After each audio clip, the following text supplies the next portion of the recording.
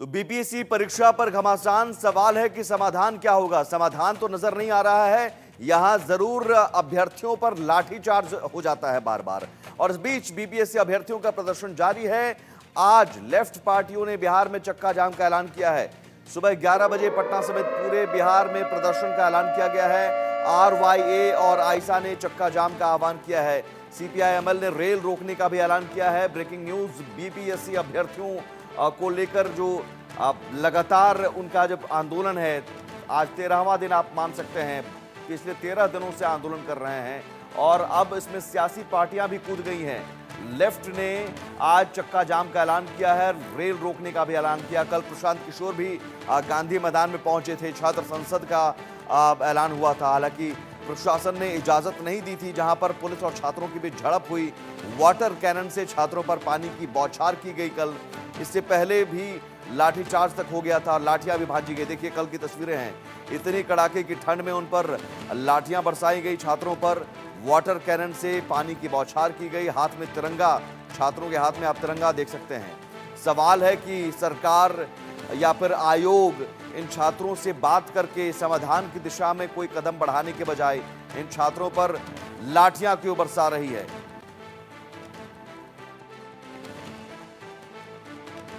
हम लोग जन गण मन गा रहे थे, अपने सर को पकड़े हुए थे, रोमांचु सर को पकड़े हुए थे, बहुत मारा है, सारे कपड़े फाड़ दिए। खींच खींच के देख लीजिए,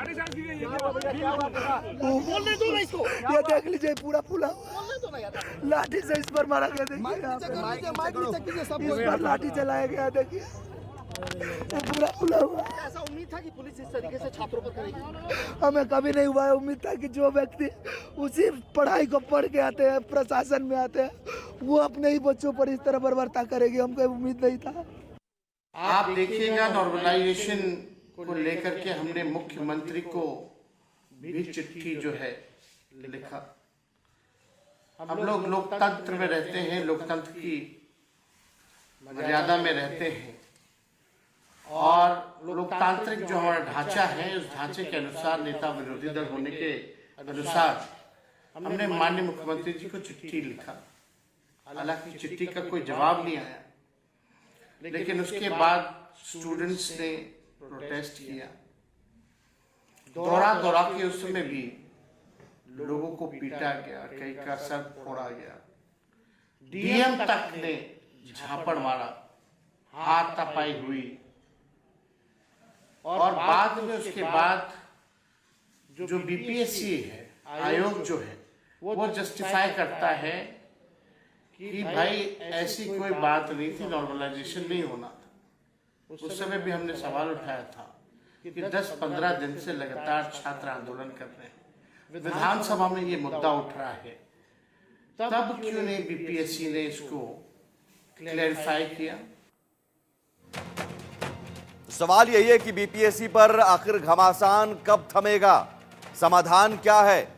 लगातार आंदोलन छात्रों का, बीपीएससी छात्रों का धरना प्रदर्शन हो रहा है और धरना प्रदर्शन के बावजूद सुनवाई कुछ नहीं, आयोग की तरफ से कोई सुनवाई नहीं। छात्रों की मांग है कि परीक्षा रद्द की जाए। एक सेंटर पर परीक्षा आप रद्द करते हैं तो पूरी परीक्षा रद्द कीजिए। कहीं ना कहीं गड़बड़ी तो हुई है और परीक्षा में गड़बड़ी के आरोप को लेकर लगातार आंदोलन कर रहे हैं छात्रों पर पुलिस ने लाठीचार्ज किया। 13 दिसंबर को आपको बता दें परीक्षा हुई थी और करीब 4,83,000 छात्र इसमें शामिल हुए थे। बीपीएससी परीक्षा रद्द करने के मूड में नजर नहीं आ रहा है। आयोग साफ इस पूरी परीक्षा को रद्द करने के मूड में नजर नहीं आ रहा है। लेकिन सवाल है कि छात्रों की समस्या का समाधान भी तो हो। आरोप क्या है छात्रों का? परीक्षा में अनियमितता हुई है, परीक्षा में स्तरहीन प्रश्न पत्र इसमें पूछा गया। प्रश्न जो पूछा गया वो स्तरहीन था। कोचिंग संस्थानों के मॉडल से पेपर का मेल। छात्रों पर पुलिस ने, जिसके बाद इन आरोपों को लेकर छात्रों ने आंदोलन किया तो लाठीचार्ज किया गया। तो छात्र ये कह रहे हैं कि परीक्षा रद्द की जाए। बीपीएससी कह रहा है 911 सेंटर पर कोई गड़बड़ी नहीं हुई है, सिर्फ पटना के बापू केंद्र की परीक्षा रद्द की गई है, वहां पर गड़बड़ी के आरोप लगे थे, उसकी जांच हो रही है। 4 जनवरी को दोबारा वहां पर परीक्षा होगी। बापू केंद्र पर परीक्षा में अनियमितता का आरोप जरूर है और इसलिए सिर्फ वहीं पर परीक्षा रद्द की गई। बाकी 911 सेंटर पर कोई गड़बड़ी नहीं हुई है, सिर्फ पटना के बापू केंद्र की परीक्षा रद्द की गई है। जबकि छात्रों का आरोप है कि परीक्षा में गड़बड़ी हुई है और पूरी की पूरी परीक्षा रद्द की जाए। राकेश पोद्दार हमारे साथ जुड़े हुए हैं, बीजेपी प्रवक्ता अरुण कुमार है, आरजेडी प्रवक्ता सौरभ कुमार सिंह हैं, बीपीएससी के नेता। सौरभ, सबसे पहले मैं आपके पास आऊंगा। बीपीएससी का दावा है कि बाकी सेंटर पर परीक्षा रद्द करने की जरूरत नहीं है, वहां कोई गड़बड़ी नहीं हुई है, सिर्फ एक सेंटर पर अनियमितता के आरोप हैं तो वहां हमने रद्द किया है। अनम्यूट कर लीजिए। जी धन्यवाद सर। जी धन्यवाद सर। सबसे पहले हम बता दें कि ये बात जो लगातार कही जा रही है कि मात्र एक परीक्षा केंद्र, उसको एक परीक्षा केंद्र नहीं देखा जाए। 18,000 परीक्षार्थी उस परीक्षा केंद्र पर थे और जिस बात को लेकर लगातार 13वें दिन हम लोग आमरण अनशन पर आए, पहले सत्याग्रह, शिक्षा सत्याग्रह, फिर आमरण अनशन, और लगातार हम लोग गुहार लगा रहे हैं कि जो 18,000 परीक्षार्थी हैं उनको अगर देखा जाए एवरेज ऑन, तो 2 या 3 जिले छोटे छोटे, शिवहर, सुपौल या इस तरह के जिले अगर देखे जाए उनको 2 या 3 जिले होंगे। तो यही बात तो हम लोग कह रहे हैं बीपीएससी से, अगर एक परीक्षा केंद्र रहता है, 400 या 500 परीक्षार्थी सभी परीक्षा केंद्रों पर रहते हैं ऑन एवरेज जितना, तो वहां पर सामान्यकरण ही लागू होगा। 18,000 परीक्षार्थियों के सवाल क्या उसी प्रकार से रहेंगे जैसे पूछे गए थे? तो जिस प्रकार से गड़बड़ी हुई है, और एक बात और है कि सिर्फ बापू परिसर केंद्र ही नहीं, कई जगहों पर गलती हुई है, उस बात का जो जानकारी जो है ये इनको देना है, एजेंसी इनकी जांच करे।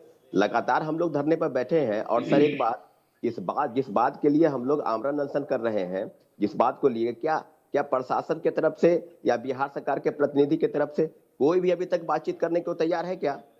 और लगातार बिल्कुल सवाल यही है कि आखिर बात करने को तैयार क्यों नहीं है सरकार की ओर लाठीचार्ज से? सर देखिए सर, एक मिनट मौका दिया जाए सर। जी। और लाठीचार्ज आपने भी देखा होगा कि जिस प्रकार से 20,000 से 25,000 परीक्षार्थी, हम लोगों ने लगातार कहा कि एक बार बातचीत तो कीजिए, हम संवाद स्थापित करना चाहते हैं, हम रिक्वेस्ट कर रहे हैं आपसे, विनती प्रार्थना कर रहे हैं, लेकिन ये लोग सुनने को तैयार नहीं, राकेश पोद्दार जी प्रगति यात्रा पर, ठीक है, मैं राकेश पोद्दार जी प्रगति यात्रा पर सीएम निकले हैं, बिना छात्रों की कौन सी प्रगति होगी?